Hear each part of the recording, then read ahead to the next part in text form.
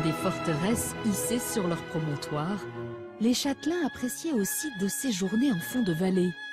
À l'abri des regards, ils venaient profiter de havres de fraîcheur, comme ici, près du cirque d'Autoire. Avec ses falaises escarpées, c'est l'un des sites les plus sauvages du Quercy et une zone naturelle protégée. C'est avec Mélissa Hérol, guide conférencière, que Laurine a choisi de découvrir ce visage plus intime de la région. Donc là, regarde, c'est le site vraiment emblématique de la vallée de la Dordogne, c'est la reculée d'Autoire. Tu as une entaille en fait du plateau calcaire sur 3 km et tu as la magnifique cascade d'Autoire. Ah, du coup, c'est une super entrée en la matière. Là, on est vraiment au cœur de la nature. J'adore. C'est le meilleur endroit pour démarrer une visite d'Autoire. Ah, je suis bien d'accord. Et d'ici, finalement, regarde à gauche, tu vois le bourg médiéval qui se met en place à la fin du XIe siècle. Et puis ensuite, toutes les maisons, manoirs et châteaux qui s'installent plutôt au XVIe siècle. On y va? T'es prête? Allez, on descend voir les vieilles pierres du village? C'est parti.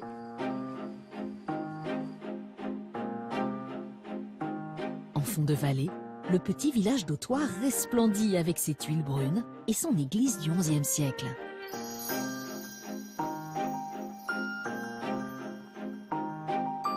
Autoire, en fait, c'est un petit village et pourtant, il y a beaucoup de châteaux. De manoirs et de châteaux. Ouais. En fait, c'est vraiment l'originalité d'Autoire.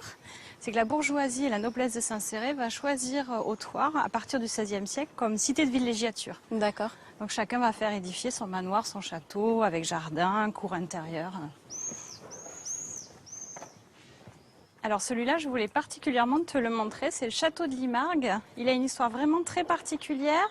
C'est un habitant d'Autoire qui, sous Charles VIII, va s'illustrer pendant les guerres d'Italie et qui va gagner son rang de noblesse et qui va édifier son château. Au niveau de ces tours, est-ce qu'il y a un atout militaire? Alors la tour principale, c'est la tour d'escalier qui dessert les différents niveaux, mais celle-ci effectivement avait un rôle militaire. Cette route était la route d'accès en fait d'entrée au village par la cascade. Ok, donc il est vraiment bien situé.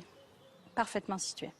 Comme j'aime beaucoup les vieilles pierres, c'est vrai que ce château me parle énormément. Avec ses belles tuiles en écaille, il est vraiment très soigné. C'est vrai qu'il fait vraiment le charme d'Autoire. Tous ces châteaux, manoirs et gentilhommières ont valu à Autoire d'être surnommé le petit Versailles du Lot. Une ambition de grandeur qui s'est poursuivie au fil du temps. J'imagine que tu connais la place de la Fontaine à Autoire. Alors je connais, mais avec toi, je suis sûre que je vais la redécouvrir sous un nouveau jour. Alors en fait, c'est le lieu idéal puisqu'on est entre le vieux village médiéval et l'extension qui va se faire. La fontaine a été créée grâce à une souscription privée en 1860.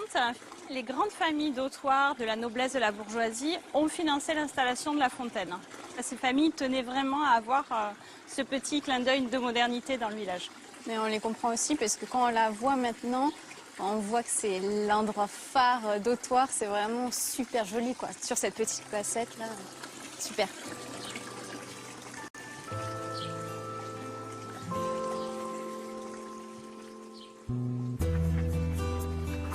Tout en haut du village, à l'abri des regards, se cache une autre curiosité habituellement inaccessible. Et donc là, on a la chance de rentrer dans le château de Buscaille. Merci. Ce château est aujourd'hui une propriété privée. Mais c'est trop chouette parce que d'habitude, moi, je reste aux alentours d'Autoire et vraiment pouvoir rentrer ici, super. C'est un privilège. C'est côté jardin que cette demeure révèle tous ses atours. Ce que tu vas voir, elle a vraiment une histoire particulière, cette maison. Ce fameux château de Buscaille, regarde-le bien. En fait, il est composé de 2 corps de logis complètement différents, séparés à l'origine par une petite venelle, par une petite ruelle.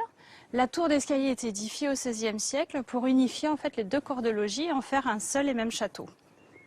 C'est vraiment une histoire unique à Autoire, en sachant qu'à nouveau, ce sont 2 propriétaires. Donc cette double propriété, c'est le côté un peu insolite d'Autoire? Oui, une histoire insolite de la maison, mais en même temps, de ce côté-là, quelque chose de tout à fait traditionnel, le pigeonnier du Quercy que tu retrouves dans toute la région. Et celui-ci, je ne sais pas si tu as fait attention, regarde là-haut, il est couvert de l'os de schiste. Ce très bon matériau de couverture et on le retrouve d'ailleurs finalement dans le reste du village. Regarde cette jolie vue, les plus belles bâtisses d'Autoir, tu les as couvertes de l'os de schiste. Ah, mais cette vue, mais moi je l'adore, elle est magnifique. Loin du faste des résidences de villégiature du XVIe siècle, la vallée était aussi une terre de fermes et de paysans.